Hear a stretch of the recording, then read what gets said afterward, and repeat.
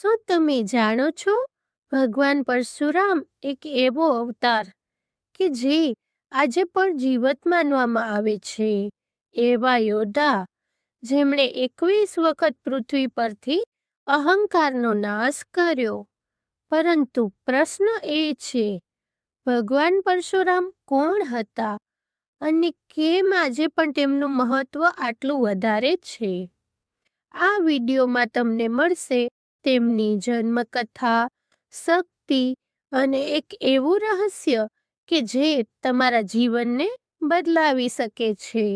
નમસ્કાર મિત્રો, તમારું સ્વાગત છે અમારા યુટ્યુબ ચેનલ હિન્દુ વ્રત કથામાં. જે આપણે જાણીશું ભગવાન વિષ્ણુના છઠ્ઠા અવતાર ભગવાન પરશુરામ વિશે. આ વિડીયો અંત સુધી જરૂર જોજો, કારણ કે અંતમાં હું તમને એક ખાસ મંત્ર અને ઉપાય જણાવીશ. અને હા, જો તમે અમારા ચેનલમાં નવા હો તો સબસ્ક્રાઇબ કરવાનું ભૂલશો નહીં અને બેલ આઇકન દબાવવાનું ભૂલશો નહીં, જેથી તમને અમારા નવા વિડીયોની નોટિફિકેશન મળતી રહે. અને કોમેન્ટમાં જય પરશુરામ જરૂરથી લખજો. જન્મ કથા. ભગવાન પરશુરામનો જન્મ ઋષિ જામદગ્નિ અને માતા રેણુકાના ઘરે થયો હતો. તેમનું બાળપણથી જ સ્વભાવ ખૂબ જ તેજસ્વી અને શિસ્તબદ્ધ હતો. તેઓ બ્રાહ્મણ કુળમાં જન્મેલા હતા, પણ તેમની અંદર ક્ષત્રિય જેવી વીરતા હતી. ભગવાન શિવે તેમની ભક્તિથી પ્રસન્ન થઈને તેમને પરશુ એટલે કુહાડી આપી હતી, અને ત્યારથી જ તેઓ પરશુરામ તરીકે જાણીતા બન્યા. તે સમયનો એક શક્તિશાળી રાજા હતો, કાર્તવીર્ય અર્જુન. તે અહંકારમાં આવી અને ઋષિઓને ત્રાસ આપતો હતો. એક દિવસ તેણે પરશુરામના પિતાના આશ્રમમાં આવીને કામધેનુ ગાય લઈ ગયો.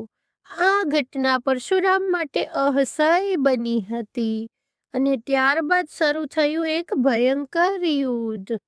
પરશુરામે પોતાના પરશુ વડે કાર્તવીર્ય અર્જુનનો વધ કર્યો, અને પછી તેમણે 21 વખત પૃથ્વી અહંકારી ક્ષત્રિયોનો નાશ કર્યો.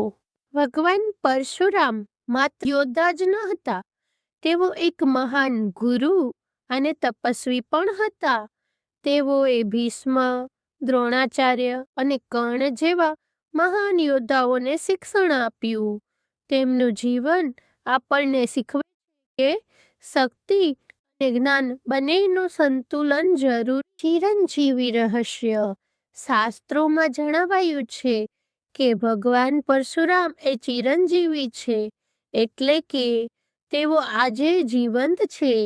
કહેવાય છે કે તેઓ મહેન્દ્ર પર્વત પર તપ કરી રહ્યા છે અને ભવિષ્યમાં કલંકી અવતારને શસ્ત્રવિદ્યા શીખવશે. પરશુરામ જયંતીનું મહત્વ. આ જયંતી વૈશાખ શુક્લ તૃતીયા એટલે કે અક્ષય તૃતીયાના દિવસે આવે છે. આ દિવસે કરેલું દાન અને પુણ્ય અક્ષય રહે છે. પરશુરામની પૂજા કરવાથી સાહસ, બળ અને ધર્મની પ્રાપ્તિ થાય છે. શું કરવું જોઈએ? સ્નાન કરીને ભગવાન પરશુરામની પૂજા કરવી. ઓમ પરશુરામાય નમઃ મંત્ર જાપ કરવો. ગરીબોને દાન કરવું. શસ્ત્ર નહીં પણ શાસ્ત્રનું સન્માન કરવો. પાવરફુલ મંત્ર અને ઉપાય. આ દિવસે 108 વખત જાપ કરો. ઓમ પરશુરામાય નમઃ. આ મંત્રથી તમારા અંદર હિંમત, આત્મવિશ્વાસ અને શક્તિ વધશે. ભગવાન પરશુરામ આપણને શીખવે છે કે ગુસ્સો ખોટો નથી, પણ તેનો ઉપયોગ સત્ય માટે થવો જોઈએ, અને શક્તિનો ઉપયોગ હંમેશા ધર્મ માટે કરવો જોઈએ.